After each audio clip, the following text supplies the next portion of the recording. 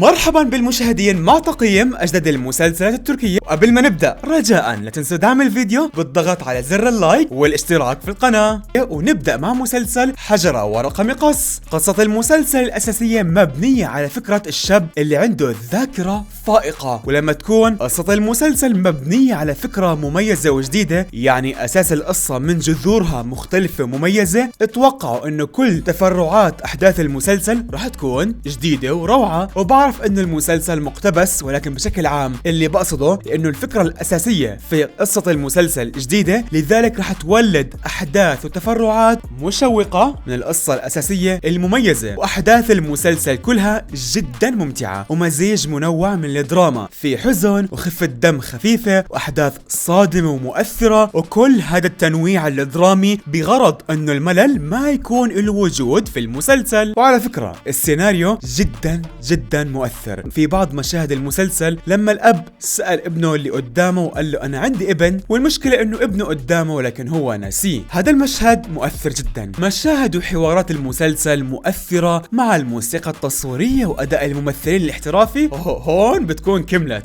المشاهد ممتازة ما فيها ولا عيوب ومؤثرة جدا، لأنه سيناريو المسلسل مليان بالمشاعر الصادقة والدافية. وفي شيء جدا عجبني وبحركتهم ذكروني بأيام ذكريات مسلسل الحفرة، وهي حكم جدران بالحلقات الجاية. شفتوا كمية دقة أداء الممثل أكين كوتش، كأنه كان على طبيعته وأبدا مو تمثيل. اهتم بتجسيد الدور من أصغر التفاصيل لأكبرها، أبدع بلغة الجسد في تجسيد الدور، وأساسا هو مبدع ما بيحتاج كلام. لكن بعض الممثلين من قوة أدائهم بيجبروك انك تتكلم عن ابداعهم. الممثل سيرا كمان اداءها حلو، وحلوين هم كثنائي حلوين مع بعض. بس والله ولا توقعت ولا 1% الممثل بوراك يوروك يمثل الدور المطلوب منه صح، اللي انه باغلب الادوار اللي مثلها قبل كان اداؤه ضعيف، بس شكله المخرجين ضلوا وراه الى ما طلعوا افضل ما عنده. الصراحة حتى دور الرجل الشرير اتقنه بالرغم من ملامح وجهه اللي ما بتساعد انه يجسد دور الرجل الشرير. اتفاجأت ولا توقعت منه، خصيصا اللي شافوا مسلسل السد كيف كان اداؤه.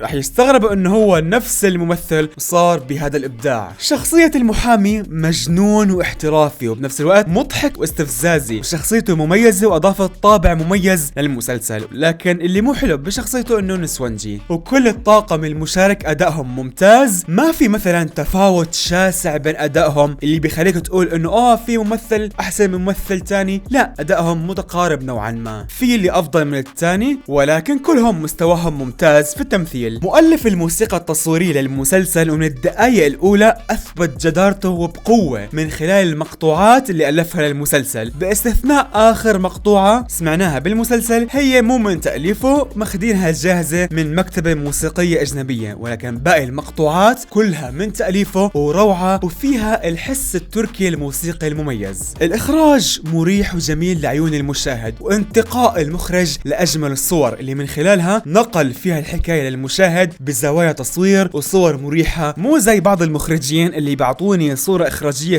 فيها رجة مزعجة، ولما تخلص الحلقة بكون أجالي هيك رجة في المخ بسبب إخراجهم اللي بيكون غريب، في رجة قوية. لكن هذا الكلام الحمد لله مو موجود بمسلسل حجر ورقة مقص. إخراج ولا غلطة بالمسلسل، وأصلا إيش متوقع غير هيك من المخرج يوسف بير حسن، مخرج متمكن واحترافي وخبير، وهو دائما عودنا على إخراجه الممتاز دائما من خلال إخراجه للمسلسلات التركية الطبية زي مسلسل نبضات قلب. طبعا خلاص بمجرد منكم عرفتوا انه هو مخرج نبضات قلب، اكيد عرفتوا كيف راح يكون مستوى إخراج مسلسل حجر ورقة مقص. إخراج ممتاز، روعة ولا غلطة. وبالنسبة لمدة الحلقة كتير ممتازة ومقبولة، ولو يقصروا شوي منها بالحلقات الجاية بيكون كمان أفضل وأفضل.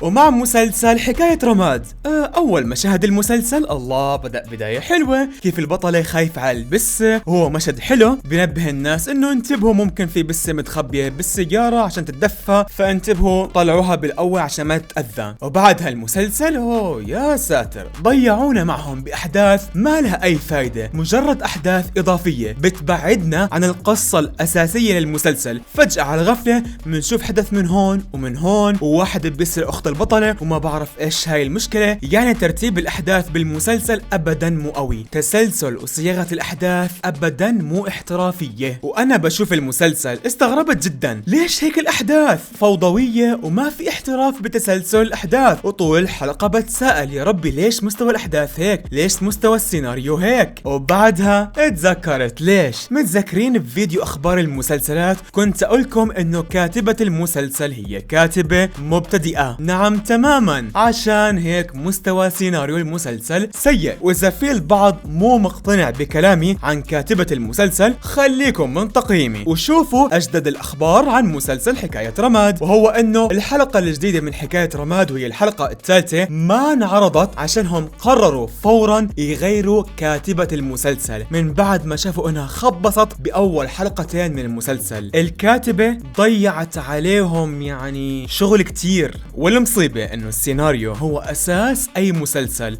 او فيلم، فلما السيناريو يكون مو احترافي خلاص مع السلامة. وشفتوا كل هالمشكلة لسه كمان في مشكلة تانية بالسيناريو، وهي التمطيط. على ايش الكاتبة بتمط بالاحداث واساسا المسلسل خرب معك؟ مثلا هذا المشهد ارات بضل يطلب تغيير طعم الاكل وكل شوي بيغيروا الصحن، ومشرفة المطعم واقفة فوق راسه بتستنى رأيه. هالمشهد بتقول كأنه صار برنامج توب شيف مو مسلسل. يعني والله حال سيناريو المسلسل عجيب غريب. بالنسبة لإخراج المسلسل حلو ممتاز ومنيح انه المخرج عرف ايش المطلوب من كاتبة المسلسل في الوقت انه السيناريو كان فيه ضعيف. وحتى المخرج اختار بعض الاماكن الجديدة والحلوة والملفتة للنظر كونها مواقع تصوير جديدة، وغير توقيت المسلسل اللي صادف مع الثلج واعطى صورة اخراجية حلوة. شخصية البطلة عجبتني، القوية الحنونة. شخصية البطل شخصية مألوفة شفناها مليون مرة بمسلسلات قبل، ولكن ادائهم اكيد طبعا حلو ومحترفين، ولكن المشكلة بالشخصية مكررة جدا. وطبعا السبب بيرجع كمان لكاتبة المسلسل المبتدئة اللي لسه ما عندها القدرة القوية في كتابة شخصيات تلفزيونية مميزة جدا، وانتهى المطاف فيها كونها كاتبة مبتدئة بكتابة شخصيات مكررة. المسلسل فيه بعض الإيجابيات اللي ذكرتها زي الإخراج وأداء الأبطال، ولكن للأسف بما أنه سيناريو المسلسل مو احترافي فللأسف خربوا المسلسل على نفسهم بسبب الكاتبة. والله أعلم إذا نسب مشاهدة المسلسل راح ترتفع من بعد تغيير الكاتبة أو لا. ممكن الناس خلاص أخذوا صورة عن المسلسل أنه السيناريو ضعيف، ممكن ما تتغير وجهة نظرهم ولا راح يرجعوا يشوفوا المسلسل. حتى لو ما شافوه القناة الحكومية راح تدعمه شوي. وتقييمي للمسلسلات، أولا لمسلسل حجرة ورقة مقص روعة بجميع عناصره، مسلسل احترافي وبعطيه 9 من 10، وإن شاء الله راح أكمل المسلسل. أما حكاية رماد